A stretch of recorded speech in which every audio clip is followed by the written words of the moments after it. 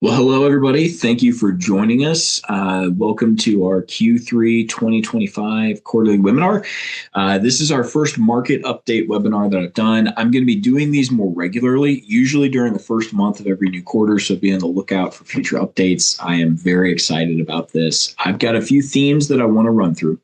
One of them is we're just going to do a market recap. Then we're going to get into a little bit of the stock market. We're going to talk about a little bit of Washington policy, some tariffs, economic themes, inflation, interest rates, market upside, portfolio income, looking ahead, kind of a long-term perspective. So there's a lot of things we're going to run through here. My desire for this is to keep it fairly snappy. And that said, if you have follow-up questions or if you have things you want to talk about, you are welcome to call into the office, speak with one of the advisors here, speak with myself. Whether you're a current client or whether you're a prospective client, either way is perfectly fine. That said, as we dive into this, everything that I share is more so from an informational standpoint. So I'm not going to dive into specifics as far as how we're adjusting each one of the different models that we're managing for you and how we have things invested. But this is more broad themes. Also, I'm going to go a little bit more into depth. But those of you that have met with me before, you know I love to try and explain things in a way that makes sense and try and keep it interesting. So that's what we're going to dive into now. So let's go ahead and get cracking. This is a pretty cool chart. I don't know if anyone has been paying attention to this or not, but this is really giving you kind of some key headlines or updates from last quarter. You can see here we had a lot of things going on. So this is the S&P 500 during Q2. And it's really highlighting how we had some major political and economic events. These influenced the market in a lot of different ways. Notice we had April 2nd looking at Liberation Day. Now, this right off the bat, we had a lot of volatility. I'm just going to go ahead and say that right now. For anybody that was shocked, yes, we had a lot of volatility. The volatility started back the first week of April after the White House announced those widespread kind of global tariffs and they're calling it Liberation Day. You can see this kind of right here. You notice April 9th, we had the tariffs were paused. That led to a market rally. We continue to have ups and downs. If you notice May 2nd, S&P 500 posted a 9-day winning streak. Tensions were continuing to ease a little bit. Then on May 16th, Moody downgraded the U.S. credit rating. This is something that it was a little bit of after the fact. It wasn't a glaring headline. It kind of got swept under a lot of the news, but you saw a little bit of a leveling off, and then we saw some interest rates rise based on that credit downgrade. But that was more so based off of inflation concerns. There are some inflation concerns kind of going on. Then you had the U.S. Court of International Rules saying that the tariffs were unconstitutional, and then they turned around and said they were constitutional, and it's okay. Trump couldn't do it. He could do it. There's been a lot of back and forth. If I tried to sit here and recap every headline over the last couple months, we'd be here all day, right? But if you remember that the stock market rise, it kind of slowed considerably. And you can see that here in the second half of Q2 with the S&P drifting higher from the mid-May kind of through the end of June. Now, those headlines, they just kept coming, right? So there was all kinds of stuff happening over this second half of the second quarter. And so when we look at the first half of 2025, it was very eventful. It was very busy, but considering everything that's happened, the S&P 500 still managed to return a little bit over 6% and end the second quarter at an all-time high.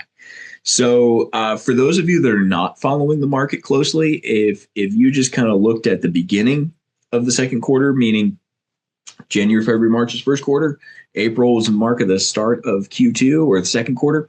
If you just looked at it from April 1st and then looked at it from July 1st, it really doesn't feel like there's been a lot of movement. But my goodness, there's been a lot of ups and downs to get kind of where we are.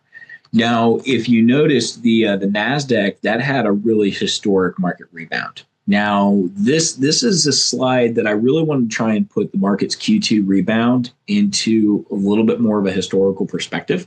So this is it's a graph, and it's showing the NASDAQ 100's rolling 2-month returns going back all the way from the year 2000. So you can see that here on the bottom left, all the way to now, 2025. And the far right is showing kind of that index surge that went 25% from April 4th to June 6th. This rally marks one of the index's strongest short-term gains ever. And it ranks in the top 1% of all 2-month returns since 2000. And that's highlighting a couple different things. It's really kind of pointing at the rapid improvement in investor sentiment as a lot of these trade tensions have eased. That said, when you see this kind of a V-shaped recovery, so you see this sharp drop and then this sharp increase, that's called a V-shaped recovery. Now, if we look back at the last 25 years, you see similar short-term gains of 25% have occurred around a lot of different major market events. So think like the 2000 dot-com bubble. You see this here. You can also see it in the, if you look here, you can see the financial crisis. So look, and you see the similar kind of a plunge and then a rebound. You see a plunge and then a rebound. You see this happen again around the pandemic. A stark plunge and then a sharp rebound, and then it come back to reality. One thing I'd like to highlight here is that 25+% returns. Notice how there's always been a pullback here. So when we see this, do I think the upside's done? Possibly, possibly not. As we all know, previous performance does not always indicate what's absolutely going to happen for future returns. But the 2025 rebound stands out as one of the strongest. And so placing this alongside some of those more dramatic turnarounds of the past quarter century, it also reinforces this idea that while volatility can be unsettling, it can create some meaningful investment opportunities. Now, if you recall looking at the markets and the performance, I was saying beforehand that I felt like the tech sector had a little bit of steam ahead of it, but it also had some headwinds that I think it was due a little bit of a cooling off. It needed to kind of come back so then it could rebound. And that's what we've seen. Whether it was something like tariffs coming out or whether it was going to be poor financials or international sentiment, there's a whole lot of things that could drive it, but we knew there was going to be some kind of a correction. We all know that the stock market, it does not just move up in a linear line. You know, it's not just a straight linear, always moving up or always moving down. There's a lot of kind of bouncing to it. And sometimes we do have to have that pullback before we get to higher highs. Now, this is something that I wanted to go over with everyone, which is around the U.S. tariff timeline. I think it's good to just kind of put it out there and have everyone see it in a way that's a little bit more transparent. So you got the dates. You can. Whoops! Didn't want to go too far ahead there, everybody. Sorry about that. We will get to the other fun stuff here in a moment. But we've got the U.S. policy, U.S. tariff timeline. You notice there was a 10% effect on China on all goods and services. Canada, same thing, 10%. Canada and Mexico, all goods 25%. China, all goods 20%. Then there was an exception made for automakers here. We're kind of in February, March, we'll keep on going. And then you've got this this baseline kind of hit right here. China, all goods on the 9th, 125%. Then you see worldwide country-specific rates suspended. This happened again on the 9th at the same time. Then on the 10th, we raised reciprocal tariffs from 34 to 94. I'm sorry, 34 to 94. Then to 125 effective immediately, and then relief back to 10% on certain products. Now, if you move forward, we had a trade deal reach, we had tariff reductions. There's a lot going on here. You know, this has been a year that really has been defined by large, frequent shifts in U.S. trade policy. There were periods of increased tariffs and targeted actions against different trading partners, followed by exemptions, temporary agreements. There's temporary agreements going on now. While the first quarter was marked really by trade escalation, the second quarter saw a shift towards de-escalation. So you can kind of see that change. In the first quarter, a lot of, like I said, you really see it kind of rising, but then that shift towards de-escalation is really key. Now, this escalation started in February and March. And so it was targeted tariffs on those imports from China, Canada, Mexico, along with broader duties on global steel, aluminum, auto imports. Tensions kind of peaked in early April. Tone sort of shifted about a week later, more towards de-escalation when the administration paused reciprocal tariffs for everybody except for China. I'm sorry, I shouldn't say everybody. I should say all trading partners except for China. But same thing holds true. Now, by early May, the White House announced a trade agreement with China, which was signaling a further move towards easing tensions. Now, while the second quarter's de-escalation efforts have lowered tariffs from those kind of extreme initial levels, there's still a lot of uncertainty. As of late May, U.S. trade courts ruled that the tariffs were unconstitutional. By early June, the administration was weighing new tariff actions. As kind of the July and August deadlines approach, the policy environment remains really fluid. There are key details around the April reciprocal tariffs that are still unresolved. There's still a lot of things kind of at play here. Businesses and trade partners, they're really left to navigate this landscape in a way where the long-term outcome's unclear. There's still legal challenges. There's political strategies that are changing. There's uncertainty that's likely to keep going.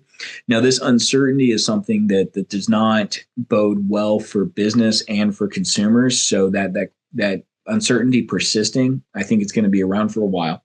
And that is going to have an impact because it changes people's buying patterns. It changes people's kind of temperaments towards things.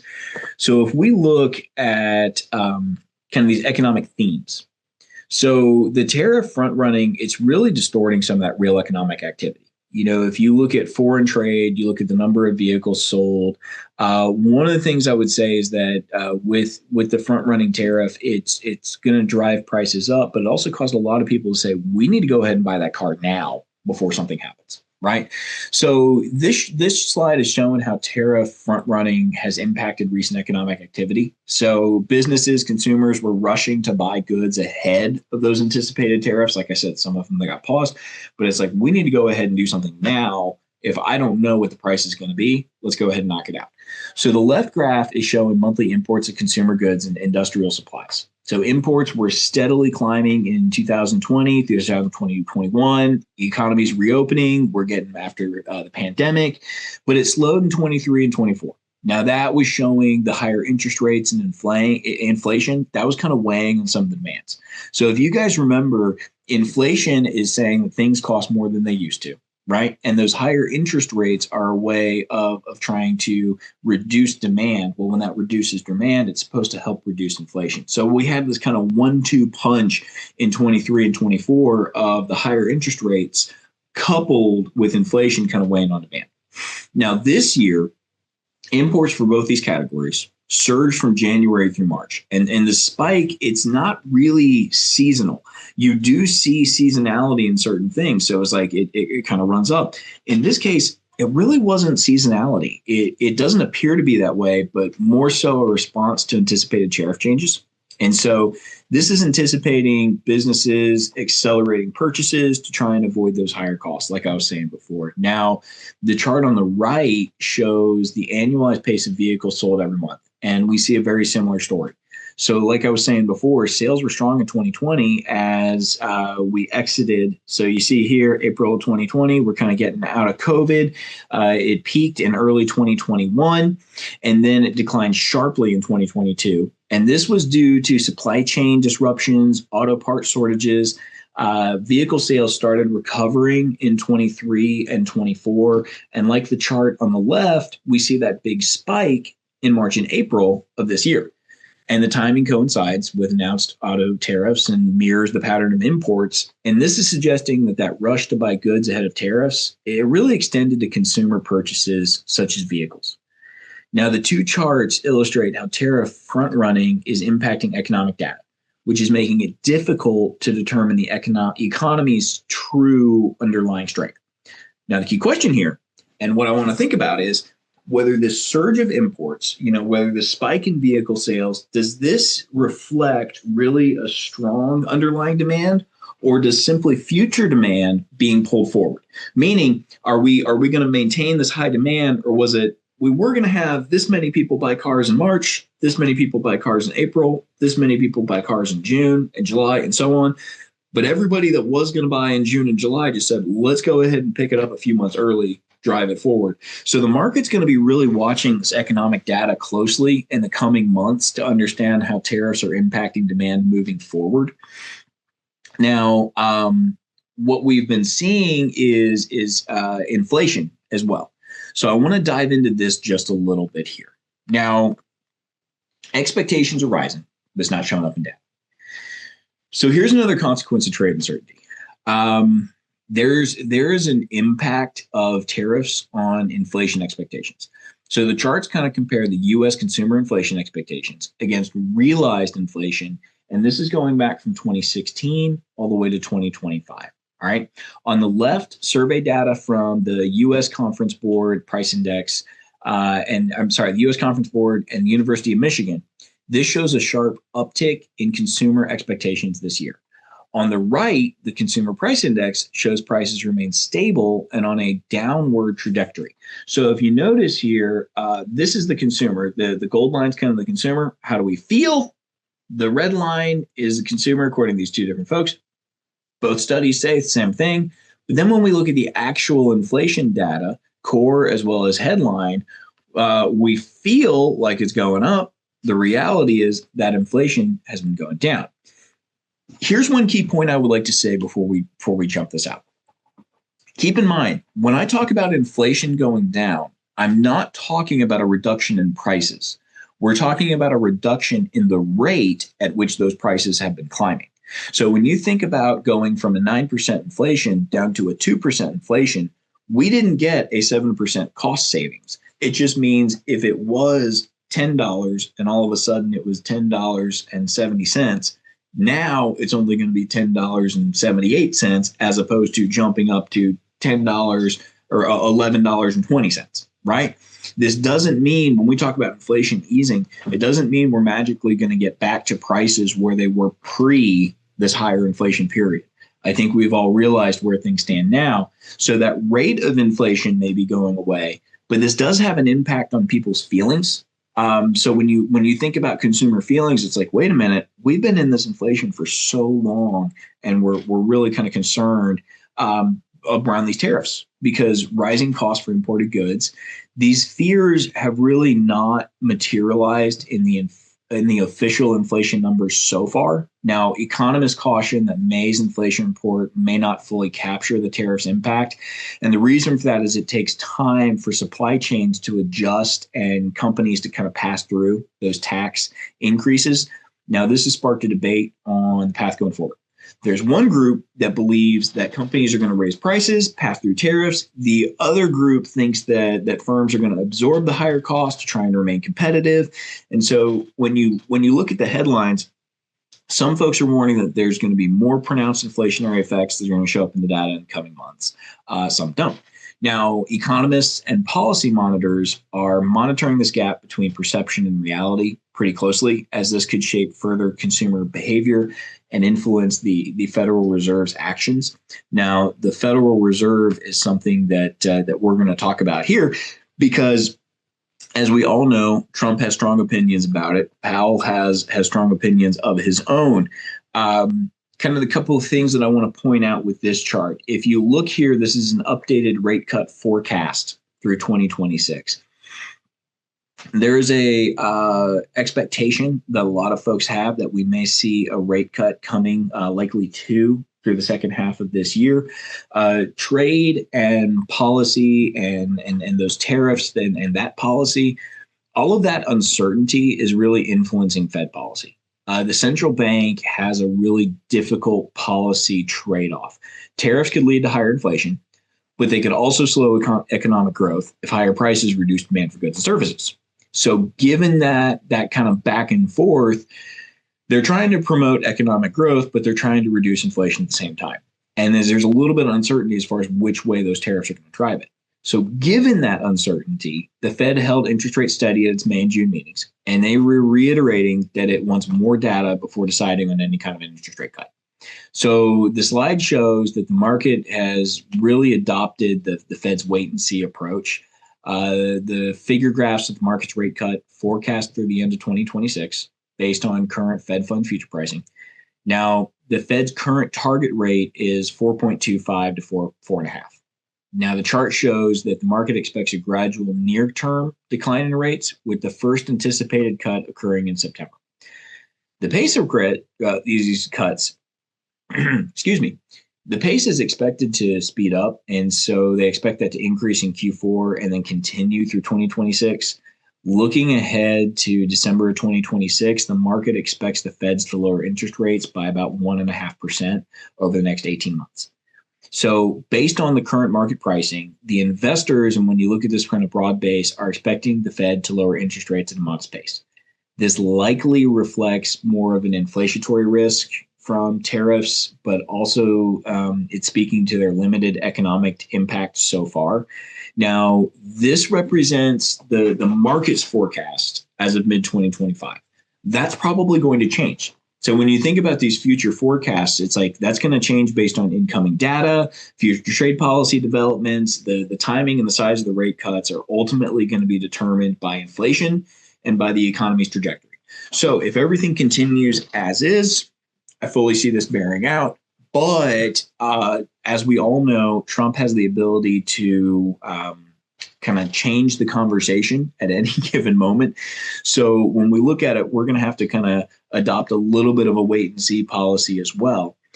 Despite that, I don't think it's really a question of are there going to be rate cuts. It's more of a question of when will there be rate cuts and how aggressive will they be. So those of you that have a lot of money kind of sitting in CDs off to the side and have been really enjoying those 3.5%, 4.5%, 5% returns inside of those CDs and just renewing them with those shorter terms, that's a strategy that's been working for a while. But you may want to consider what are some other ways that we can utilize those funds and try and lock in maybe those higher safe returns for a longer period of time. Because if you keep going with those 3-month CDs, you're going to see them starting to drop according to the way the markets are projecting. So when we look here, you got to look at the market upside. Okay. Now, this is an update on the S&P 500's earnings and valuations multiple. This is something that I think you guys have heard me talk about in the past, where I talk about the earnings and what that multiple is and kind of how this works. Now, the chart on the left is graphing analysts' estimates. So this is for 2025, 2026, 2027. This is for the calendar years. Since the start of this year, the S&P earnings estimates for all three have been revised lower, and this is squarely on the back of policy uncertainty. Despite this downward revisions in the first half, estimates remain, they're pretty solid, and they're only down about 3% year to date. Now, the impact of policy uncertainty is probably going to be relatively short-lived. A lot of Wall Street analysts are expecting continued earnings growth in 2026 and 2027. And that's one thing that I want to pause on for a moment and kind of highlight here. When we talk about all of these policy concerns, I've said this before and I'll say it again. Regardless of who's in Washington, the stock market's going to do what the stock market's going to do. Policy has an impact on things, but what makes a bigger impact really is uncertainty. If we're in a higher tax rate environment, okay, I got to deal with it. If we're in a lower tax rate environment, great, I get to capitalize on it. Same thing with tariffs. If I need to account for tariffs inside of my business, I can do so. If I'm able to move forward with lower tariffs or no tariffs, I can do so. It's the uncertainty. It's the do I, don't I. If I go to break ground on this building, is it going to cost more because tariffs are going to rise in the next 2 months? Or do I have a clear idea of how much this is going to cost over the next 18 months of building this building or making this expansion? So that's why there's so much of a wait and see approach. And that is going to have a little bit of an impact, which is why some of those estimates are solid, but down slightly. Now, the chart on the right is a sensitivity matrix. S&P 500's price is a function of two variables. One is earnings, and what is the valuation that the market is willing to pay for those earnings. So a higher price index can result from higher earnings, a higher valuation multiple, or a combination of the two. So the matrix showing forecasted earnings along the top and valuation multiples on the side help to visualize the different combinations and how that can impact the index's price. So as of June 30th, the S&P 500 traded just above 6,200, and that's based on a net 12-month earnings estimate of around 280 and a valuation multiple of 22. So what that means is 22 times earnings is what the valuation was at. Now, while the current multiple valuation is high, it doesn't necessarily mean that the market is going to underperform. Instead, it really means that equity prices are more dependent on fundamentals going forward, such as profit margins, continued earnings growth. If the technology sector is stronger than the forecast, and or if tariffs don't have as much of a limited impact, or if they have more of a limited impact, meaning if tariffs don't impact things as much as we thought they would, might be a better way for me to say that, higher earnings and valuations are going to push the index higher. But if we have trade tensions escalate, if we have earnings that are weaker than expected, or if the economic data softens, this could lead to a growth scare, and this is going to cause stocks to trade lower as valuation multiples contract. Alternatively, the S&P could kind of move sideways if earnings come in line with expectations and there's not really a clear directional driver, right? So if there's nothing that really says, oh, we're seeing a clear indication of things accelerating up or going down, you might just kind of hover along while everyone adopts a little bit of a wait and see. Now, it's important to remember, this is kind of a hypothetical. This is a theoretical exercise, and actual results are going to depend on what happens in the coming months and quarters. I do think it's really important, however, to look through various scenarios and their potential impact on the stock market. I think sometimes we want to be very, very directional and say we're doing absolutely this. I think it's important to think through how the different things can work as far as what are the impacts going to be on your portfolio, what are the impacts going to be on the broader market, and are there ways that we can hedge and kind of get around it. Now, this was a fun one. This is a historical comparison of stocks versus bond yields. And so when we look here, this is looking at the historical income generated from stocks and bonds since the year 2000. Now, this is based on the S&P 500 kind of dividend yield and the U.S. bond aggregate index yield. Now, as of the mid 2025, you'll notice that the S&P yields about 1.6%. Bond yields are running at about 4.6%. This represents a significant income gap. See how broad this gap is? See how there was not nearly this stark of a gap for quite a period of time? This is the most since the early 2000s. Notice here, early 2000s, significant gap. Now, a look over the past 25 years, you can see it's not always been like this. We haven't always had this wide gap. Bond yields were significantly higher than stock yields in the early 2000s. But after the Fed cut interest rates during the 08, 09 crisis, you see where those bond yields were really pulling down, and the two moved a lot closer together. From 2010 to 2020, really this means those low interest rates said that savers had few income options outside of the stock market. Bond yields were not strong. CD yields were not strong. You see that kind of throughout. Now, those bond yields fell even more during the pandemic, but they started to rise in 2020 as the Fed aggressively hiked rates to combat inflation. So with the Fed holding rates steady and stocks near record highs, bond yields are again significantly higher than stock yields. Keep in mind, when we're talking about yield, we're not necessarily talking about price. So remember with bond yields is that bonds are actually paying something. As they push interest rates back down, like we mentioned in that previous slide talking about inflation, as those rates go down, bond prices have a tendency to shift, right? So when bond prices go up, bond yields are shifting. Does everybody remember that chart? Can I explain it really quick? Think about it like a seesaw. I know I've got my screen here. What happens is as interest rates get pushed up, bond prices go down. As interest rates go down, bond prices go up. The reason for this being, if you have a current bond that's paying 4% and a new bond comes out that's only paying 2%, someone's willing to pay more for that 4% bond than the let's say the $1,000 it was, because they're still going to get an adjusted rate of return that's higher than purchasing that 2% bond. So when you look at the current yield environment, this has really important implications for investors. So bonds are now a more attractive source of income compared to stocks. This is something that hasn't happened in nearly 2 decades. That said, I'm going to put a caveat here and tell you that this is a chart that's more so looking at the S&P 500.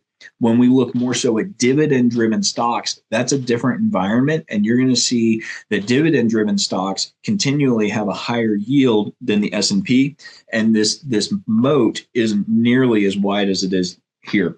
So I still think that those dividend-paying stocks are a strong option. So if you're focused on earnings income, this might be an opportunity to evaluate your portfolio needs. Keeping in mind the S&P is more growth oriented, so it's going to have a lower yield. So looking ahead, we got some key themes we need to be looking at here. There's really 3 themes that I want to touch through. Each one of these is tied to policy uncertainty and to tariffs. First one is Fed policy. Now, last month, the Fed cut interest rates by nearly 1%, last fall, the Fed cut interest rates by 1% as unemployment rose. But it has since paused those rate cuts due to concerns about potential inflationary impacts of tariffs. Okay. So the question then becomes is when are they going to resume this rate cutting cycle? So that's kind of the central question that everybody has. And how much more is it going to lower rates? Now, if inflation rises, the Fed might move a little slower than expected and keep rates elevated. But if tariffs start to slow the U.S. economy, the Fed might speed up rate cuts. The Fed's decision is going to have wide-ranging implications for growth, borrowing, different financial concerns. It's gonna carry through a lot of areas in the financial markets. Now, the second theme is around the risk of tariffs translating into goods inflation as import costs rise. Goods inflation eased in 2023 and 2024 as supply chains normalized. When I say normalized, I feel like we're finally back to normal with COVID. Remember, for a while there, everyone talked about the new normal. Well, I think we're back to more of a normal. Oil prices declined, but they have shown signs of rising again. Now, as we discussed on a previous slide, those tariffs have not translated into measurable price pressures so far.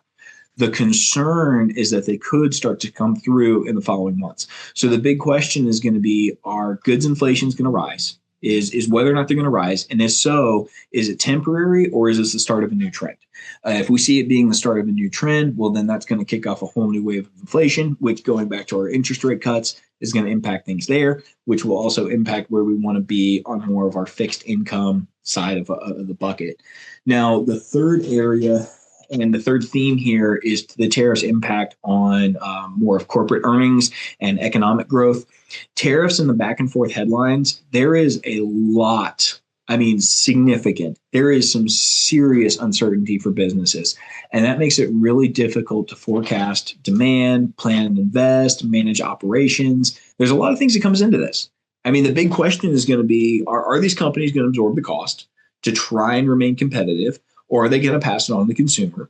You're going to see the market kind of consolidate one way or the other with this, because if a number of companies are passing along that expense, you may see one or two outliers that say we're going to eat it to try and be really competitive. But by and large, if everyone else is rising their prices, you probably will too, and may just try and undercut them a little bit, but still try and capture more of that market. This is where absorbing those costs can really compress profit margins, while passing them along could weaken consumer demand and slow economic growth. So if you go back a couple slides, when we talk about that earnings growth and valuation changes, that's where this tariffs impact on earnings in the economy is going to be really, really impactful.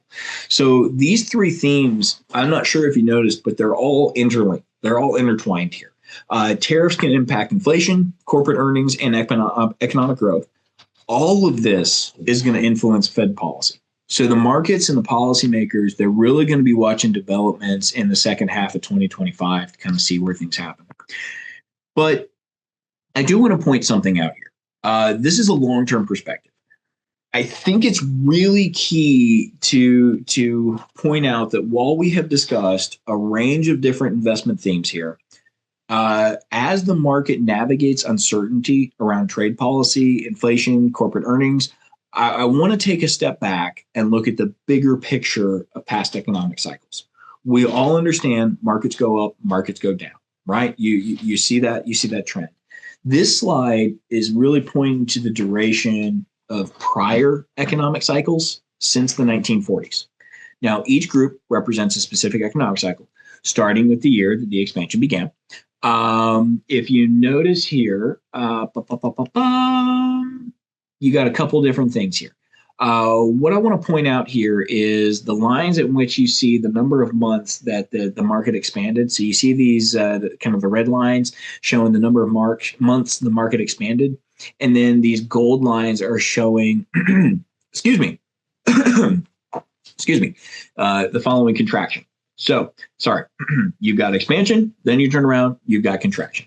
When you look at this, this was determined by the National Bureau of Economic Research. Now, it's a pretty obvious pattern, right? Expansion tends to last longer than contractions. So the average expansion lasts around 65 months compared to only 10 months for the average contraction. While the chart shows chart shows expansions have lengthened since the 1980s. So I want to pause here for one moment and say something. Charts in and of themselves, I find fascinating because they tell a story. Numbers and everything else, it all comes together to tell a story. Now, what we're talking about in this particular, at this point, we're talking about more of the broad themes. So don't distill this down to a single individual stock or a single individual investment decision. This is more of a broad theme. But I think when you look at that broad theme, I apologize, I keep going back and forth here. What we want to take away from this is it's normal for us to have contraction and also expansion, right? So when you have that expansion, it's going to expand, expand, expand. Contraction is going to pull it back. So when we look at the markets, it's normal to see the markets run up and correct, run up and correct. When we think about this, it's really impossible to tell when the next contraction or recession is going to take place.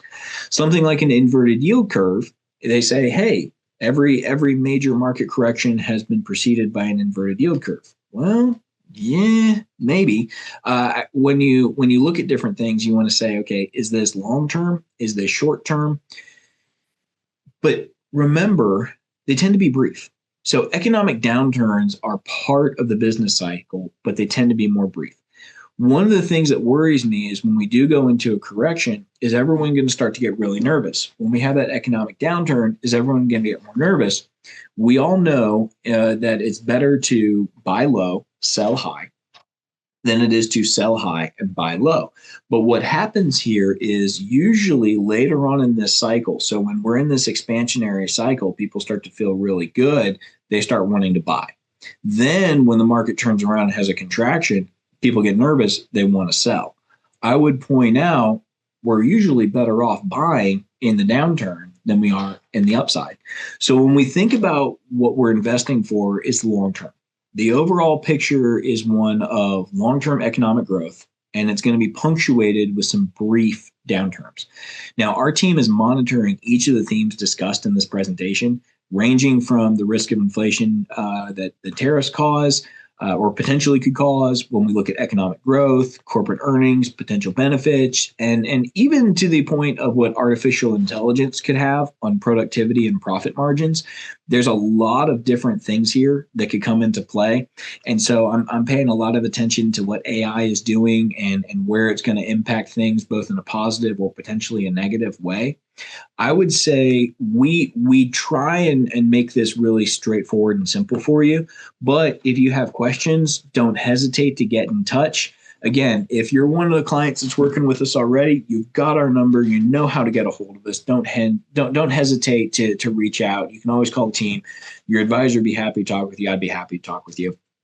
And if you're not a current client and you've gotten this, it's been forwarded to you find it interesting, don't hesitate to give us a call. I think one of the key things that's really important when you're looking at your overall portfolio is to understand the different buckets of money that you have, where they're allocated, and understand, okay, is this more of my growth-oriented money? Is this more of my income-oriented money? Is this more of my safe money? Is it doing what we want it to do? And so when we're looking at our more growth-oriented money, okay, I can handle more volatility here, but also, is this the time to maybe back it down a little bit? Is this time to get more aggressive? Anything along those lines. You really want to be having an ongoing conversation with your advisor, both to make sure you're clear on how the investments are, but also to make sure that we are investing in a way that you're comfortable with. The last thing I want is someone who's nervous and concerned about what's going on in the markets. But at the same time, I also tell people, and I've said it before, I'll say it again, part of our job is to stress out about the stock market so you don't have to worry about it. Now, if you're just now waking up, wake up. It's interesting. It's over. You can nudge your spouse, tell them to get up. But I hope this has been interesting. I'm going to keep doing it. Also, like I said, I would love to hear feedback from y'all. So if you found this beneficial, give me a thumbs up. If you find areas where you'd like to hear a little bit more, you say, Matt, you talk too fast, you went over too much, you didn't use enough charts, you used too many charts. Let me know these kinds of things. But anything at all, like I said, current client or if you're not, feel free to reach out to us. You can call us here at the office. We can schedule a time to get together. Thank you so much for being here. I hope you enjoyed this as much as I enjoyed it. So that said, I'm grateful for the opportunity to share this kind of information with you, and I hope everyone has a wonderful day.